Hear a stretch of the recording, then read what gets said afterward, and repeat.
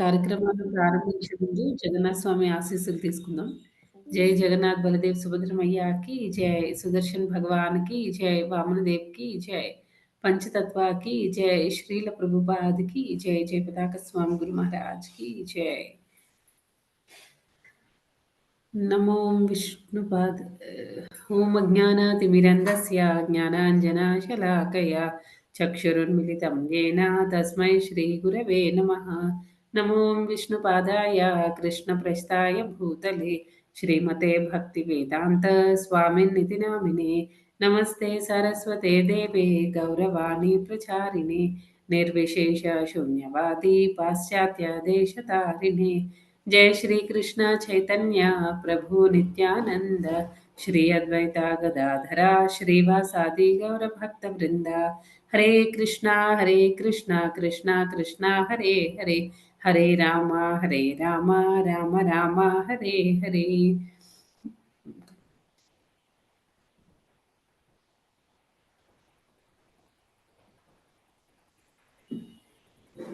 ఈరోజు మనం భగవంతుడి రూపం గురించి తెలుసుకుందామండి.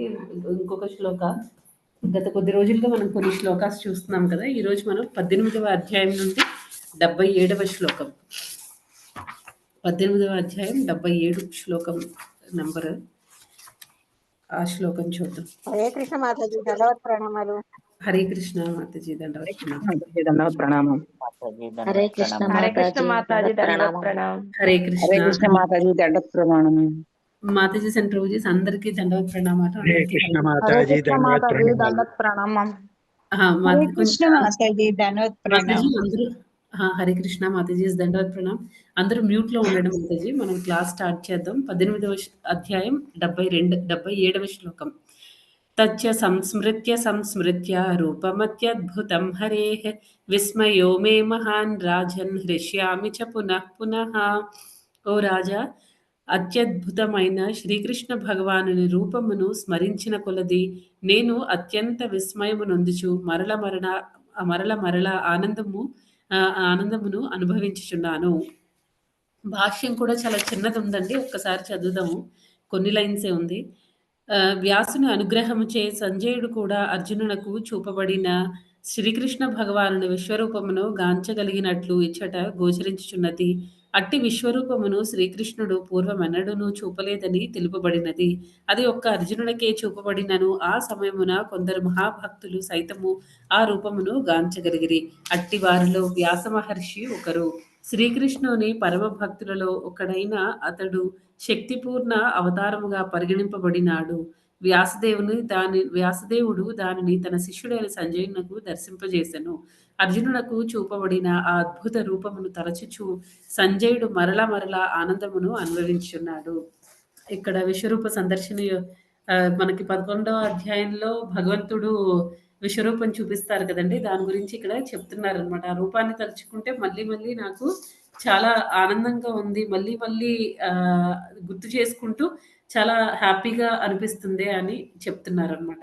అయితే ఈ శ్లోకంలో మనం అర్థం చేసుకోవాల్సిన విషయం ఏంటి అంటే, ఇక్కడ భగవంతుడు ఎవరైనా అంటే మనకి నిరాకారవాదులు ఉంటారు, వాళ్ళకి ఈ శ్లోకం బాగా ఉపయోగపడుతుందనమాట. భగవంతుడికి ఆకారం ఉంది.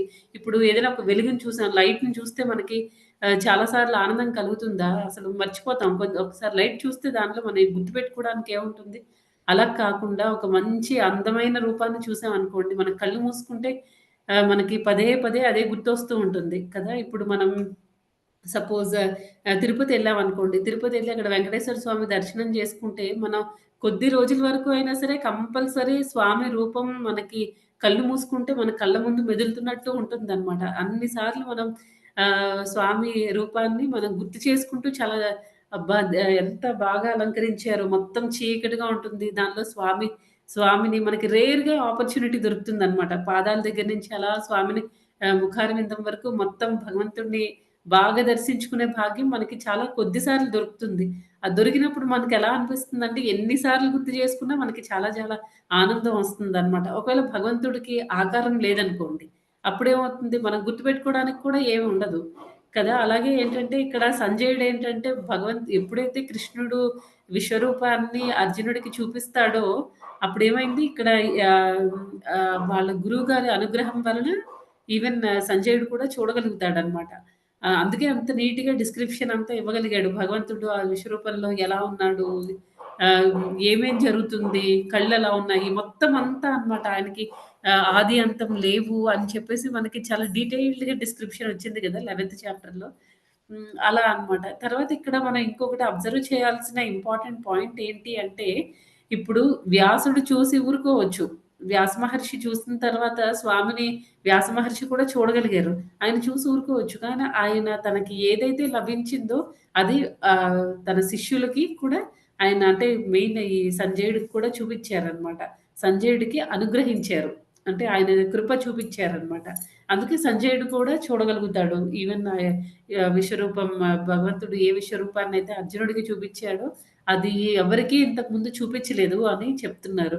అయితే ఇప్పుడు యశోదామాతకు కూడా ఆయన బ్రహ్మాండ ఘాట్‌లో మనం బృందావనం వెళ్ళినప్పుడు బ్రహ్మాండ ఘాట్‌కి వెళ్తాం కదా! ఆ బ్రహ్మాండ ఘాట్‌లో కూడా స్వామి యశోదామాతకి తన నోట్లో మొత్తం సమస్త బ్రహ్మాండాన్ని కూడా చూపిస్తారు. తర్వాత అక్కడ జరుగుతున్న ఆ లీల కూడా అక్కడ ఆవిడ స్వామి నోట్లో కనిపిస్తుందనమాట. యశోదామాత చూడగలుగుతారు. యశోదామాతని, కృష్ణుడిని కూడా చూడగలుగుతారనమాట నోట్లో. భగవంతుడి యొక్క నోట్లో. అయితే ఈ అదేంటంటే మొత్తం ఇక్కడ ఇక్కడ ఉన్నట్టు అక్కడ చూపించలేదనమాట. అందరూ దేవతలు తర్వాత మొత్తం ఎవరెవరైతే ఉన్నారో మొత్తం అన్నీ కూడా భగవంతుడి నోట్లో చూడగలుగుతారు కానీ, ఇక్కడ అర్జునుడికి ఏదైతే చూపించారో అది ఇంకా మొత్తం కంప్లీట్ ఫార్మ్ అన్నమాట ఇంకా. కంప్లీట్‌గా విశ్వరూపం చూపిస్తారు. భగవంతుడు ఎలా అయితే అప్పుడు అర్జునుడు కొన్ని శ్లోకాలు చెప్తాడు కదండీ! ఈవెన్ అక్కడున్న ఎప్పుడైతే స్వామి యొక్క విశ్వరూపాన్ని అక్కడున్న వాళ్ళందరూ కూడా చూసి తర్వాత వేరే శ్లోకాల్లో ఉండే వేరు వేరు లోకాల్లో ఉండే ఆ దేవతలు వాళ్ళు కూడా స్తుతించడం స్టార్ట్ చేస్తారు. తర్వాత భగవంతుడి ఎక్కడ స్టార్టింగో, ఎక్కడ ఎండ్ అవుతుందో తెలియడం లేదు. అన్ని దిక్కులా కూడా నువ్వు ఆక్యుపై చేసి ఉన్నావు. మొత్తం అంతా నువ్వు స్ప్రెడ్ అయ్యి ఉన్నావు అని చెప్తాడు. తర్వాత చాలామంది యోధులు మహా యోధులు కూడా ఎవరైతే ఉన్నారో ఆ యుద్ధ భూమిలో వాళ్ళందరూ కూడా స్వామి పళ్ళ మధ్యన ఇరుక్కుపోతున్నారు.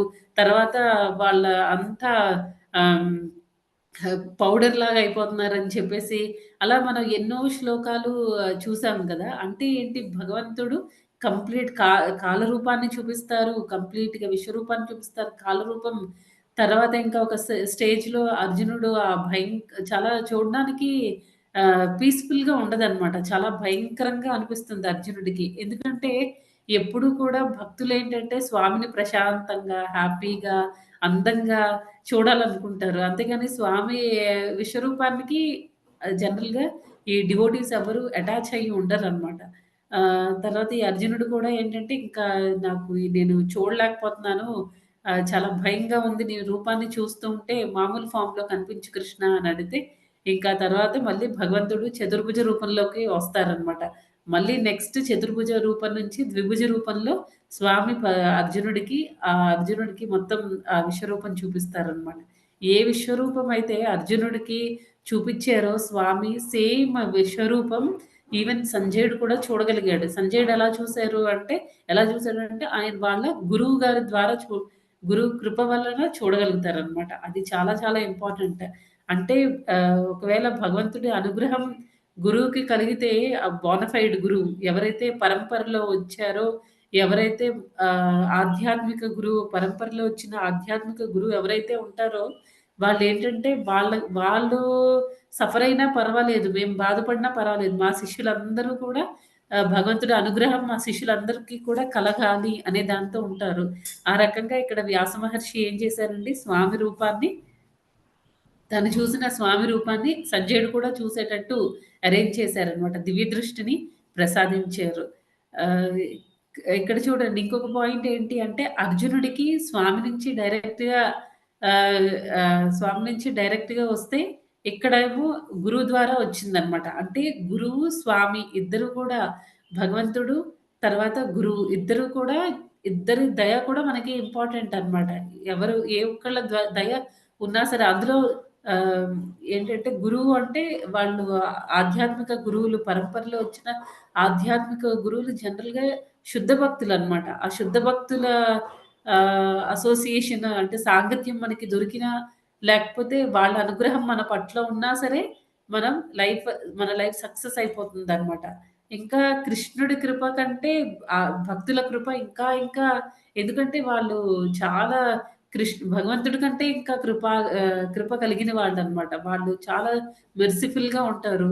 ఆహ్, ఎప్పుడూ ఈ అంటే మనం ఇక్కడ ఈ బద్ధజీవులం కదా! మన బద్ధజీవులం అందరం కూడా బాధపడుతూ ఉంటే, కృష్ణ కంటే ఎక్కువ బాధపడేది ఆయన భక్తులనమాట. మొత్తానికి ఏంటంటే ఇక్కడ ఆధ్యాత్మిక గురువు కృప వలన ఈయనకి సంజయుడికి భగవంతుడి విశ్వరూపాన్ని చూసే అదృష్టం కలిగింది. అండ్ అర్జునుడికేమో భగవంతుడే డైరెక్ట్‌గా ఆహ్, ఆహ్, దివ్య చక్షువుల్ని ఇచ్చి తన విశ్వరూపాన్ని చూపిస్తారనమాట. ఇంకా యశోదామాతకు కూడా యశోదామాతకి చూపించినప్పుడు ఆవిడ భగవంతుడిలాగా అనుకోరనమాట. ఏంటంటే ఆవిడ లెవెల్ ఆఫ్ డివోషన్ అదంతా ఇంకా వేరేగా ఉంటుంది. యశోదామాత ఏంటంటే భగవంతుడిని చూసి అయ్యో! ఏదో అయిపోయిందనో లేకపోతే ఎప్పుడు ఏ రాక్షసుడొచ్చి భగవంతుడి మీద అటాక్ చేసినా విష్ణుమూర్తికి అంటే కృష్ణయే విష్ణువు అని ఆవిడ ఆ వేలో అసలు ఆలోచించరనమాట. నా బాబు అంతే.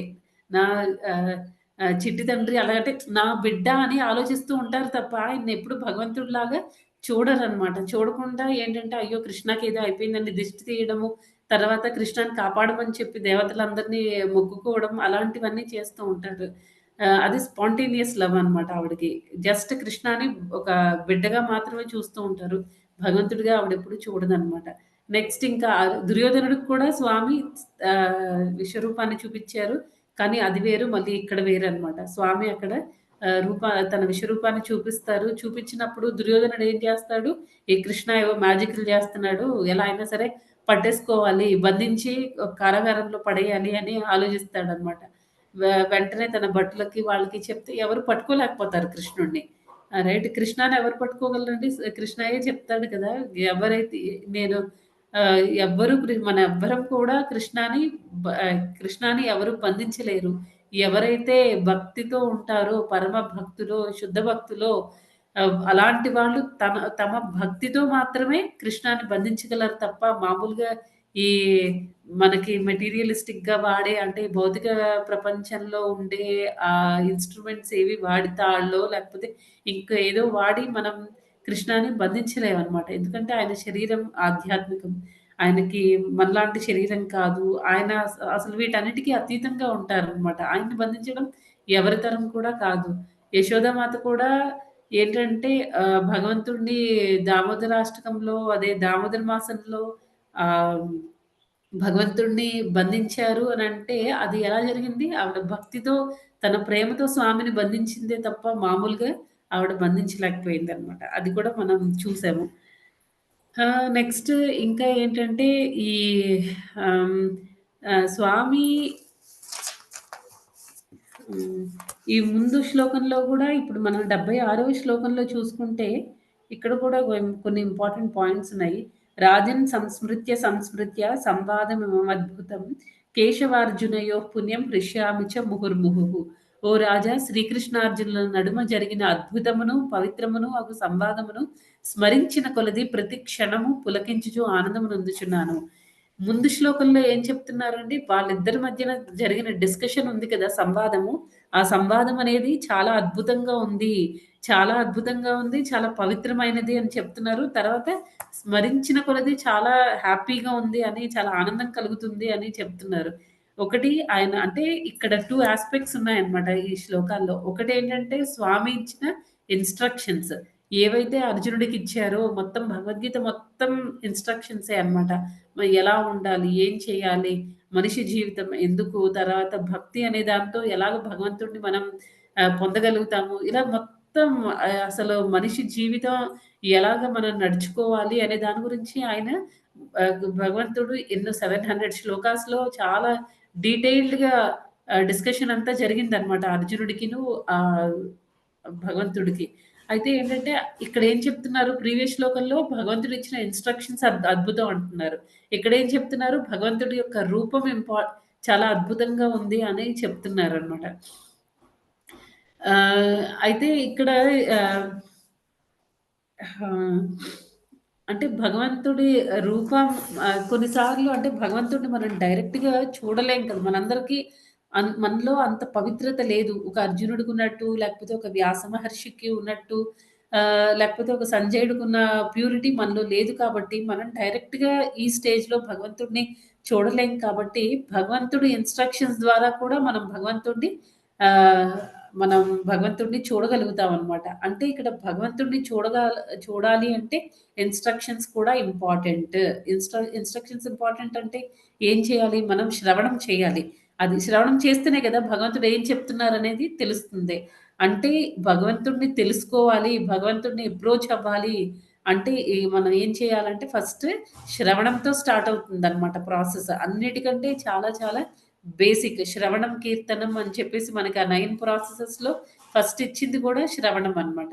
మనం ఎప్పుడైతే భగవంతుడి గురించి ఎక్కువ వింటూ ఉంటామో, ఆ ఇంట్రెస్ట్ అనేది డెవలప్ అవుతుంది భగవంతుడి పట్ల.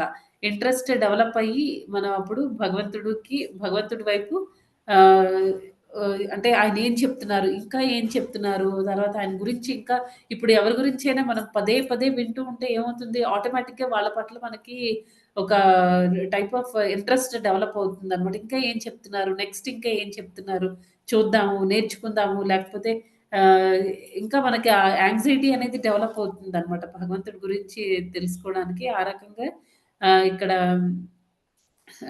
ఇంకా ఇంకా వినాలి అనే కోరిక కలుగుతుంది. ఆ తర్వాత ఎప్పుడైతే మనం ఎక్కువ వింటూ ఉంటామో, మనలో ఉండే ఆ అనర్థాలు స్లోగా అన్నీ పోతాయన్నమాట. ఎప్పుడైతే అనర్థాలు పోతాయో, అప్పుడేమవుతుందంటే భగవంతుడిని మనం క్లియర్‌గా భగవంతుడు ఏ రకంగా అయితే ఆలోచిస్తున్నారో, అదే రకంగా మనం కూడా అన్నిటిని అర్థం చేసుకోగలుగుతాం. భగవంతుడి గురించి మనకున్న నాలెడ్జ్ కంప్లీట్ అవుతుందన్నమాట. నెక్స్ట్ ఇంకా ఆహ్, ఈ శ్రవణం అనేది చాలా ఇంపార్టెంట్. తర్వాత ఇవన్నీ వ్యాస మహర్షి కూడా చూడగలిగారు. ఇక్కడ మనకి 77వ శ్లోకంలో భాష్యంలో ప్రభుపాదులు వారు చెప్పారు. మనకి ఈవెన్ భాగవతంలో కూడా మనం నేర్చుకున్నాము. ఈ వ్యాస మహర్షి ఎవరంటే ఆయన భగవంతుడి యొక్క శక్తి ఆవేశ అవతారం అన్నమాట.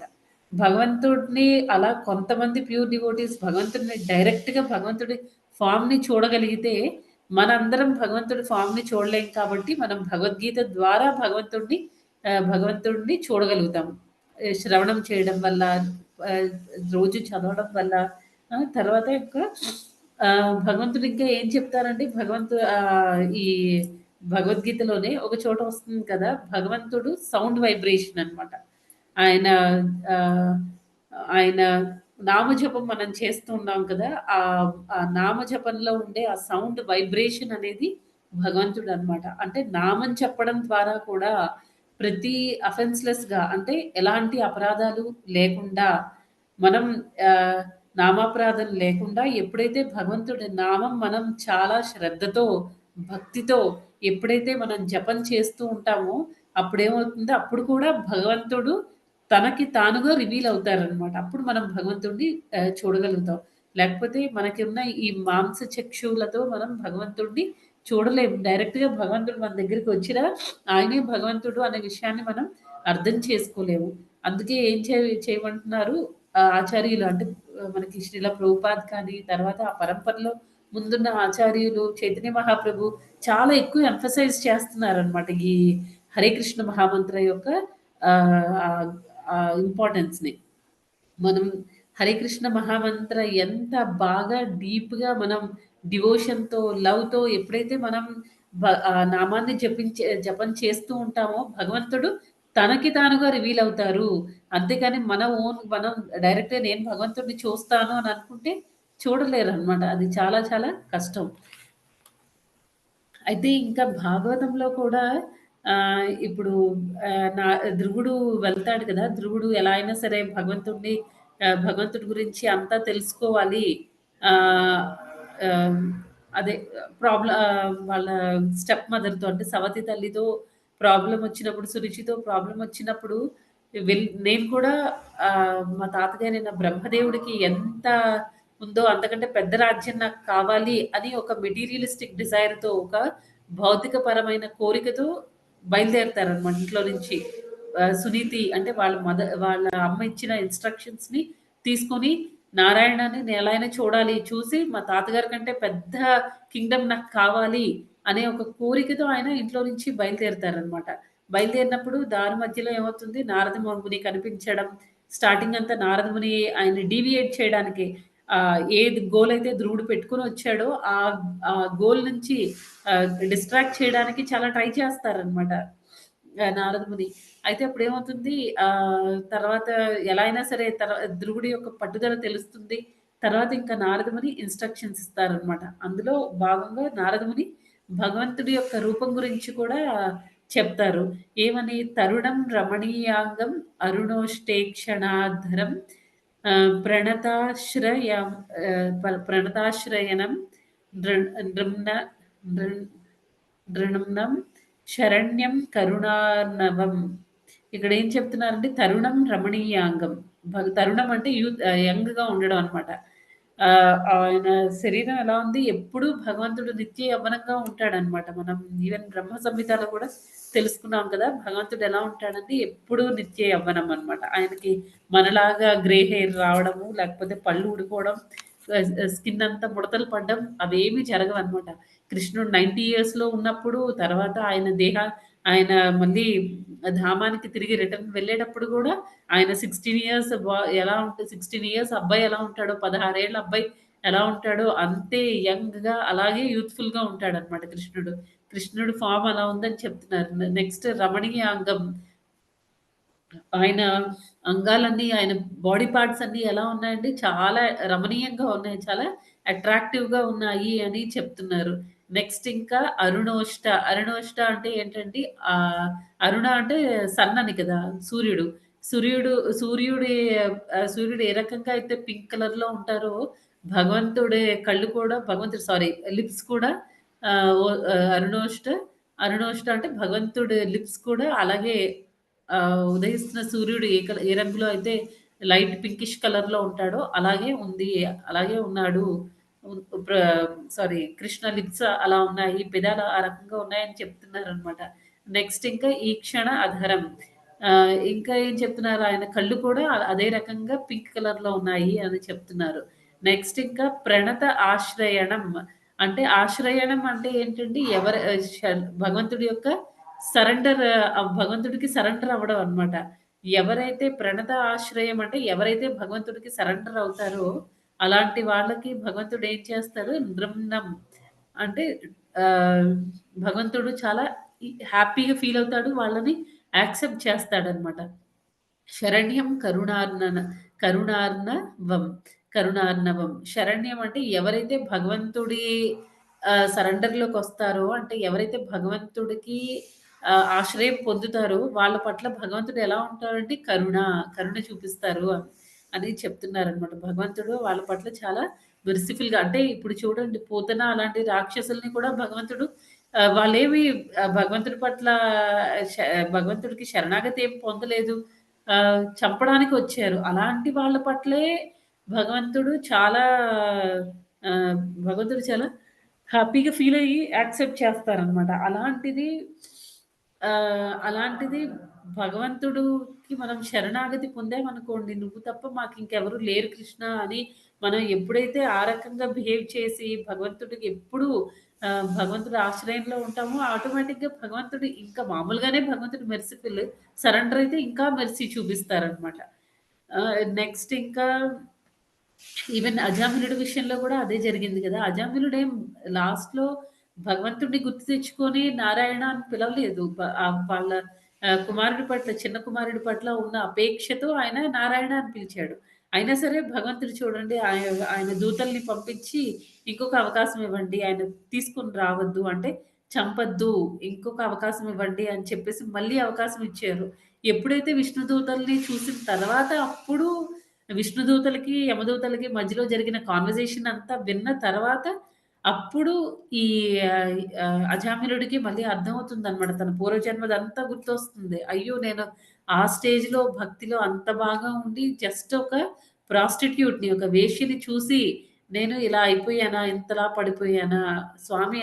స్వామి కరుణ పట్ల ఎంతో చాలా అంటే ఎంత తప్పు చేశాను అనే రియలైజేషన్‌కి వస్తారనమాట. నేను అంటే డైరెక్ట్‌గా నేను స్వామిని పిలవకపోయినా నా కుమారుడిని పిలుస్తున్నా భగవంతుడు ఆయన దయ చూపిచ్చారు అని. అలా ఏంటంటే ఇక్కడ నారదముని చెప్తున్నారనమాట.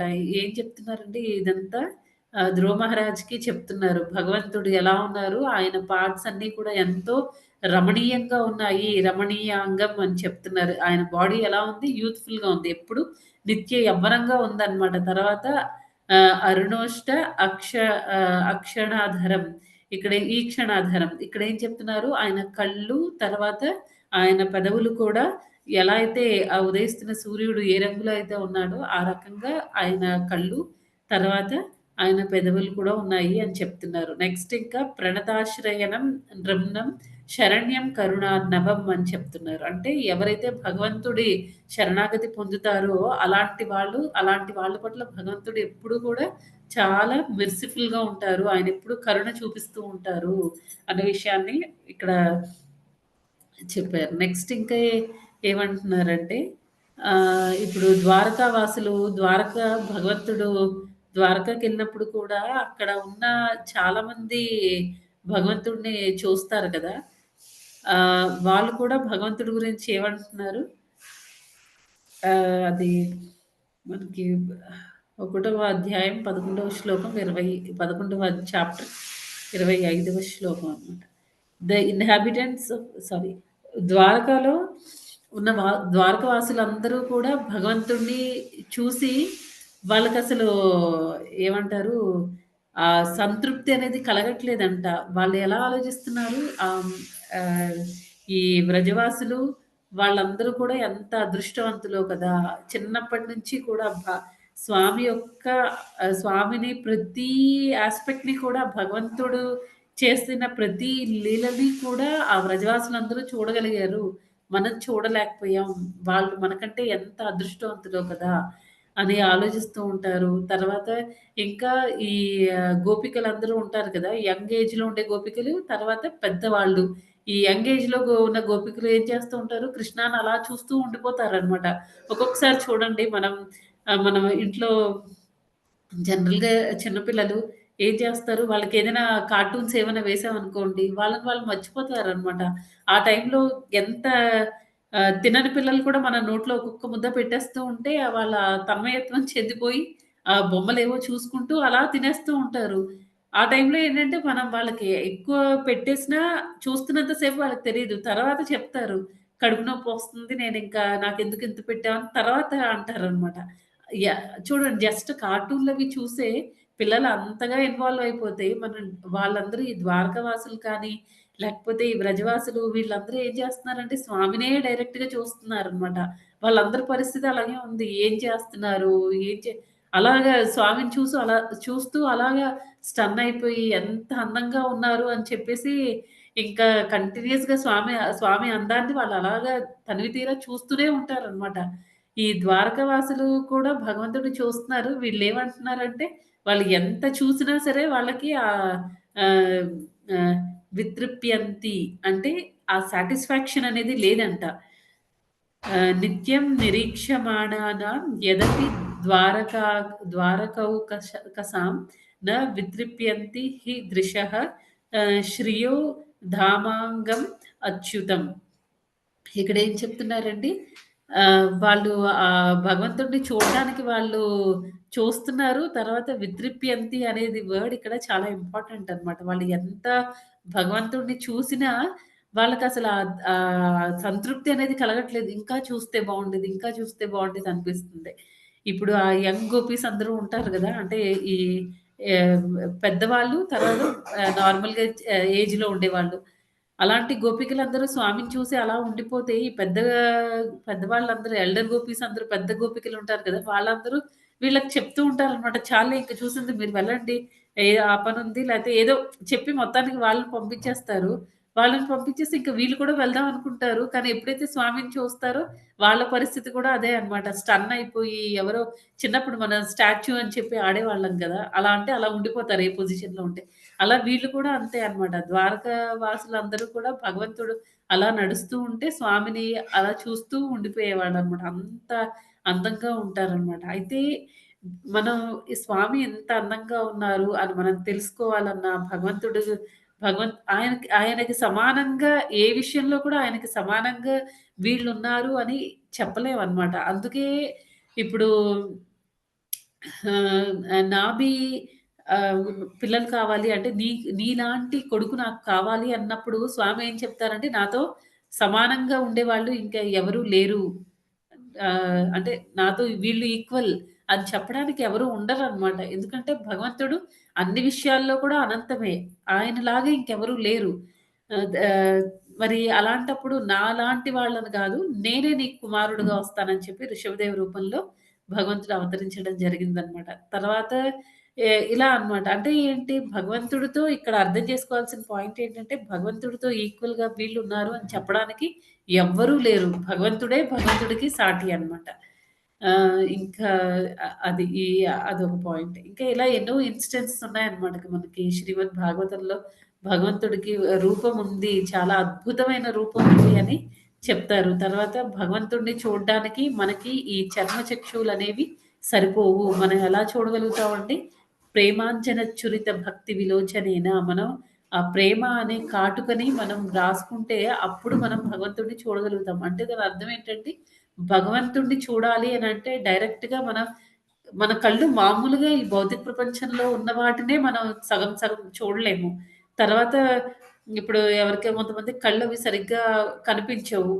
ఇలా స్పెక్స్ పెట్టుకొని అలా ఏవో మనం చిన్న చిన్న వాటినే మనం ఈ రకంగా చూస్తూ ఉంటాము. అలాంటిది అంత అందంగా ఉన్న స్వామిని, అంత గొప్ప స్వామిని మనం ఎలా చూడగలుగుతాం? మనం చూడలేమనమాట. అందుకనే ఆచార్యులు ఏం చెప్తున్నారంటే బ్రహ్మ సంహితలో బ్రహ్మదేవుడు ఏం చెప్తున్నారు? ప్రేమ అనేది మనకుండాలనమాట భగవంతుడి పట్ల. ఆ ప్రేమ అనేది డెవలప్ చేసుకోవాలి అనంటే మనం ఏం చేయాలి? శ్రవణం చేయాలి. ప్రతిరోజు కూడా శ్రవణం చేయాలి. ఎంత ఎక్కువ చేస్తే మనకి అంత ఎక్కువ మనకి భగవంతుడి పట్ల ఆ ఎఫెక్షన్, ఆ ప్రేమ అనేది డెవలప్ అవుతుందనమాట. ఎప్పుడైతే మనలో ఆ ప్రేమ అనేది డెవలప్ అవుతుందో, అప్పుడు భగవంతుడు తనంతట తానుగా మనకి రివీల్ అవుతారు. ఆ స్టేజ్ వరకు కూడా లేకపోతే మనం డైరెక్ట్‌గా మనకున్న జ్ఞానంతో, మనకున్న తెలివితేటలతో, లేకపోతే మనకున్న ఏదైనా భౌతిక పరంగా ఉన్న ఏ ఎబిలిటీస్ వల్ల కూడా మనం భగవంతుడిని చూడలేము. భగవంతుడిని చూడాలి అనంటే మనకి భగవంతుడి పట్ల ప్రేమ అనేది ఉండాలి. అప్పుడే మనం భగవంతుడిని చూడగలుగుతాం. ఆ ప్రేమ డెవలప్ అవ్వాలి అంటే చాంటింగ్ చేయాలి. ప్రతిరోజు జపం చేయాలి. ఆ జపం కూడా ఎలా చేయాలండి? అపరాధ రహితంగా చేయాలి. అపరాధాలు ఏమీ ఉండకూడదు. భగవంతుడిని తెలుసుకోవాలి. మన ఈవెన్ ఇప్పుడున్న ప్రభుపాదుల శిష్యుల్లో కూడా చాలామంది చాలా బుక్స్ రాస్తున్నారు. తర్వాత చాలా మోటివేషనల్ స్పీచెస్ అవి ఉన్నాయి. అవన్నీ వింటూ ఉండాలనమాట. అప్పుడు మనకి అర్థమవుతుంది. ఓకే. ఈ జపం అనేది ఎంత ఇంపార్టెంట్. ఎందుకు చేస్తున్నాం? ప్రతిరోజు మనం జపం చేసేటప్పుడు మనం భగవంతుడిని అడుగుతున్నాము. నీ సేవలో నన్ను పెట్టు కృష్ణ అని. కానీ మనం సర్వీస్‌లో వచ్చినప్పుడు మనకు ఆ అట్రాక్షన్ ఉండట్లేదు. ఎందుకంటే మనం ఏమంటారు మైండ్‌ఫుల్‌గా చేయట్లేదనమాట. ఈ జపం అనే దాన్ని. అందుకే మనం ఏదో చెయ్యాలి 16 రౌండ్ మాలలు ప్రభుజీ చెప్పారు, లేకపోతే మాతాజీ చెప్పారు అని చేసేస్తున్నాము. కానీ సర్వీస్‌లో వచ్చినప్పుడు మనం తీసుకొని ఆ సర్వీసెస్‌ని మనస్ఫూర్తిగా చేయలేకపోతున్నాం. ఎందుకంటే ఇక్కడ చాంటింగ్ అనేది మనం మైండ్‌ఫుల్‌గా చేయట్లేదు. ఒకవేళ మనం మైండ్‌ఫుల్‌గా చేస్తే మనకి హృదయంలో ఉంటుందనమాట.